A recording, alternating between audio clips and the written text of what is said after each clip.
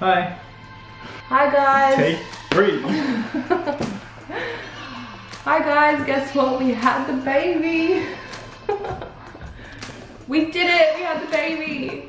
Little Connor is here and we're gonna answer your questions about my labor and post-pregnancy, so listen up. So I was induced on Wednesday morning at 8 AM.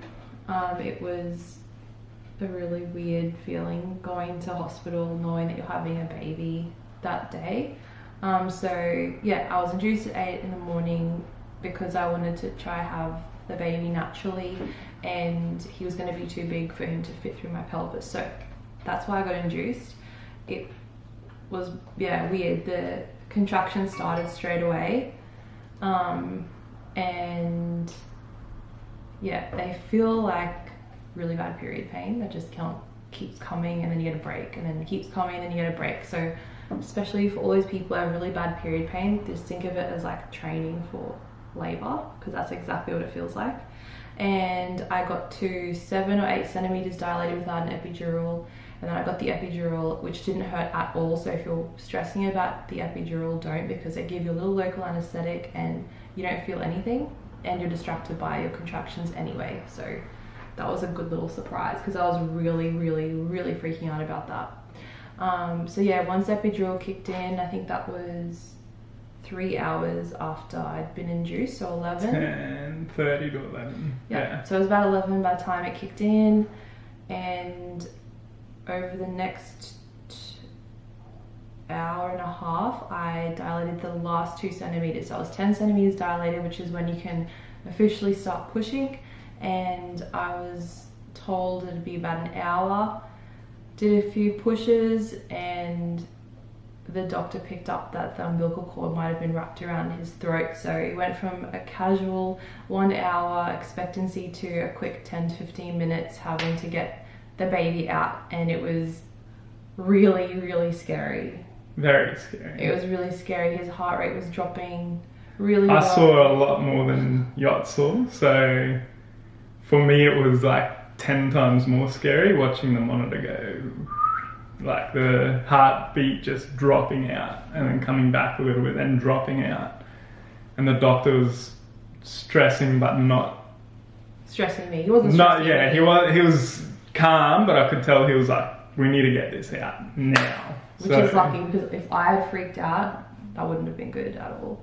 But yeah, so I had a limited amount of time to get him out, and it was really hard because I was pretty numb from the epidural. But yeah, it kind of clicked in my head that, oh my god, I have to get this baby out. No one else can do it for me. So I just put in these really big pushes, and the baby had to get vacuum suctioned out with his head. So his head's a little bit swollen and sore for a while, but his head came out, the cord got unwrapped, and then he came out. That was scary again. Oh yeah, and then he was facing the wrong way, so he had to get twisted the right way, and then he eventually got pulled out. And then he wasn't breathing, so then I had to take him to the table and try to get him to breathe. He was not breathing for about a minute, and everyone was freaking out a little bit. Yeah, and then they put this purple little alien on me, and I was just in so much shock. I didn't get that initial like, oh my god, my beautiful baby. I was really shocked. Just adrenaline was through the roof, and adrenaline dump, and yeah, it was like it was pretty crazy. Really quick 10 minutes. Pretty crazy 10 minutes. Yeah, it was hectic. It was a lot. But the whole labor experience was not like anything I was expecting. I think I was expecting like the movies, you know, like it was very, up until that 10-minute like crazy period, it was very relaxed and chilled and like just casual. Yeah, it was good. And getting your waters broken is like the most disgusting thing ever. It's like sitting in your own hot pee, and it just keeps going for like hours, and it was so gross. So if anyone asking how that was, it was disgusting. I'm sorry, but it's not painful, it's just gross. Connor was born at 3.315 kilos, which is 7.4 pounds. So a pretty normal size baby. Don't know where she fit it, but fit him. But yeah, normal weight. The midwife was like, there's no way you've got over 7 pound baby. in that belly, and then I did. came out. He was only 50 centimeters long, so a little shorty but chubby little thing, which is cute. Everyone wants to know if I tore or pooed myself. I did not poo myself, yay, because I was really nervous about that. But I did have to get an episiotomy, which is when they cut you. Just because of how quick it all happened. My body didn't get to like naturally stretch or whatever that happens, I don't know, but I had to get cut, which sucked because stitches really hurt down there. It just shouldn't be a thing, it's just disgusting. Another question that I got lots of times was if I have any tips for labor. So I think one of the most important things for me was having really calming people in the room.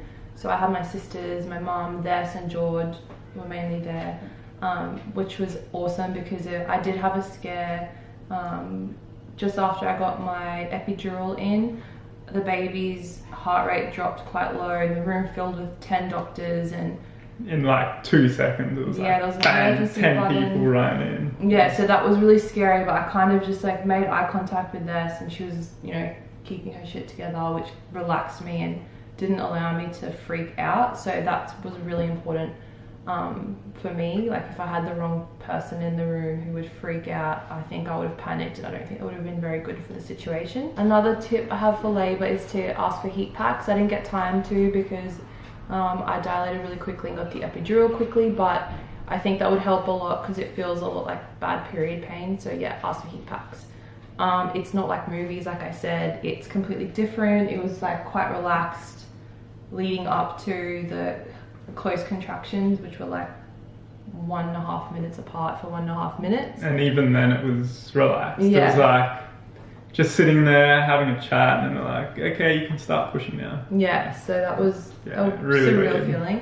Also, another thing I wish I knew is that nurses and midwives will tell you all different things, which can be a little bit confusing when you're in hospital with this new baby.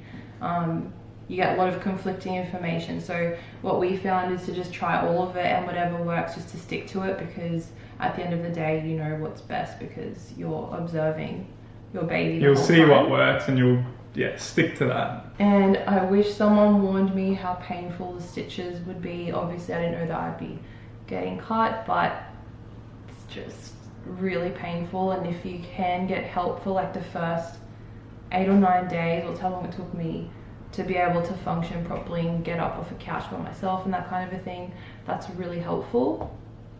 And also if you have a dog, you should be warned that they might hate you when you get home.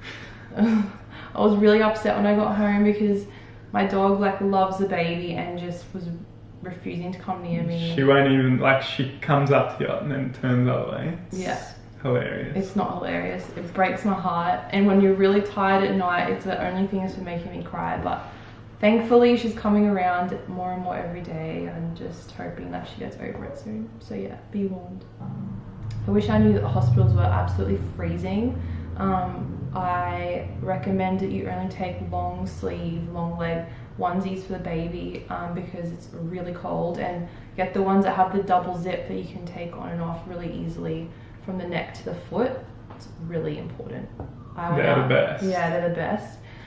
Make sure your boyfriend brings a foam mattress, because those beds are, no good. Yeah. Another thing that I wish I did was familiarize myself with all the like equipment and technology and that kind of stuff that I have for the baby now, because when you get home from hospital you're so exhausted. It's the last thing that you want to be doing. So like baby pumps and thermometers, room temperature gauges, all that kind of stuff, just make sure that you're familiar with it, and also your partner is too, because if you're too tired to do something, you need to yell out for help. That is a really good help. So yeah, I wish we'd done that, because the first couple of nights were really moody and just not okay with not knowing anything. You're all over the place. It's like just learning on the go. Yeah. So if you know what you're doing, it's one step ahead. Yeah. So how am I adjusting in terms of sleep and routine and breastfeeding? Okay, so I usually really love sleep. It's definitely been an adjustment having to learn how to power nap in like 1 hour increments, which is all you're kind of left with in between feeding and cleaning and that kind of stuff. So yeah, that's been an adjustment. Also, breastfeeding for me, I've been lucky. He's been really good at latching, so that I think has taken a lot of the stress away. But I did have really sore nipples at the start, and I got given some cream. Is 100% medically or medicine grade or something. It's just lanolin cream, and it's from Woolworths, and it's awesome, and it's been a lifesaver. I think it's been the difference between me being able to breastfeed and not bailing, because my nipples were really sore at the start. But I use it after I breastfeed every time on both nipples, and I just leave it there, and it's just amazing. And this I use on my nipples. Nah, this is for the baby, so if they got wind or gas or they're not burping properly, use that and that will save you. It's Infant's awesome. Friend. It's just a combination of 5 different oils, so it's natural, and yeah, it's been a lifesaver for us. So this is awesome. This will help you go to sleep like without freaking out that your baby's alive because of SIDS and stuff. So this, put it on their feet and it takes their heartbeat and their oxygen levels, and then if it drops, or if, yeah, you can literally see it on an app on your phone. It will tell you like if they're into deep sleep or if they're waking up, or yeah, all based on their heartbeat. So definitely recommend it. It's called, It's the Owlet sock version 2, and it's epic. You can see it just sits on their foot, and it monitors them, and it's the best for peace of mind when you're sleeping. What are some breastfeeding tips that I have? Like I said, using the lanolin cream after I feed every time has been epic, and I really think you should do it if you're breastfeeding. Find a position that works for you, because I got put into the same position over and over again in hospital, and I found that it was triggering a couple of my migraine points, and I just couldn't get comfortable without George helping me with a pillow. But as soon as I got home, I found that like sometimes walking around or using my legs and just different positions work better for me. So yeah, just work with what you think is comfortable, I think is really important. Also learn how to detach the baby from your nipple properly, because if you don't, which I didn't at the start, it really hurts and just adds to your aggravated nipples. So just use your little pinky to separate their mouth, and it really helps. How have I gone with baby blues? I think I've been pretty lucky. I haven't had baby blues. Have I had some crying moments? Yes. I don't think that's baby blues. I think it's more exhaustion. Yeah, she's really tired, especially at night. 2 o'clock in the morning, they kind of wake up and start crying, and then Yacht can't handle it and starts crying as well. So then I start crying.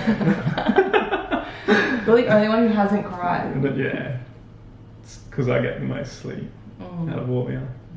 Loving it. What's been the hardest part so far? For me, it's been the sleep deprivation. It's just really hard adjusting to being pretty much a zombie all the time. So yeah, that's pretty hard for me. And also, Connor's new trick is explosive diarrhea, so I'm just trying to figure out how to deal with that. Same. So if you have any It's tips very for hard. me, just let me know. That'd be awesome. I'm in the other room and it's still hard. He's scared of poo, so we're working on that too. Really? No, so when you're breastfeeding, you do get contractions that feel like period pain. It's just been like quite light in comparison to what I've been through in the last 2 weeks or less. I haven't noticed any endo pain. I'm hoping that my endo pain is a lot less, because as I've said in previous videos, we're hoping that it's helped to stretch out my existing scar tissue. So fingers crossed I don't ever have that period pain again. It was really hard for me to push, like breathe, push, breathe, push. No, I was in the room. It was an experience. It was, like we said, it was very relaxed. It was chilled. We were just chatting, and then I think the only reason it went like a bit scary was because the cord was wrapped around his neck. And the doctor was like, "We need to get him out now." Other than that, it was good. So yeah, like I said as well, I was watching the heart monitor and it was I was pacing back, forth, like.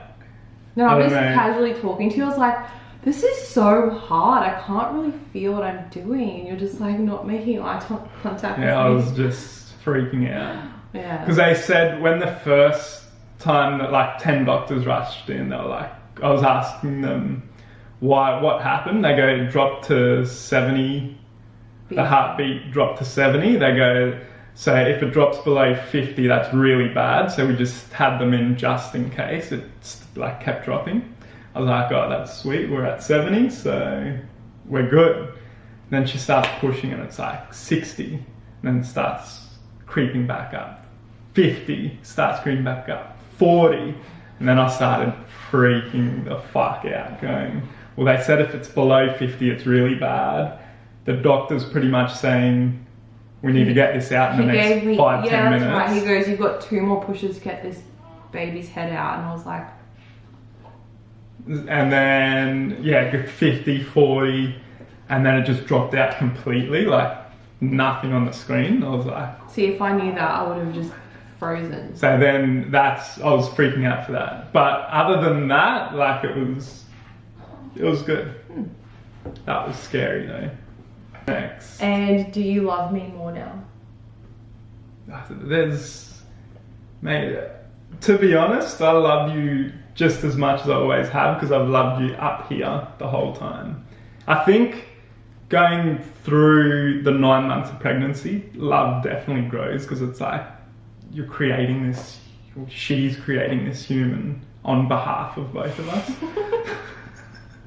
Brought to you on behalf of George. But yeah, I don't think, like you said, when you first see the baby, for us it wasn't this, oh my god, this is like love like we've never felt before. That comes definitely over the next few days. It grows and grows and grows.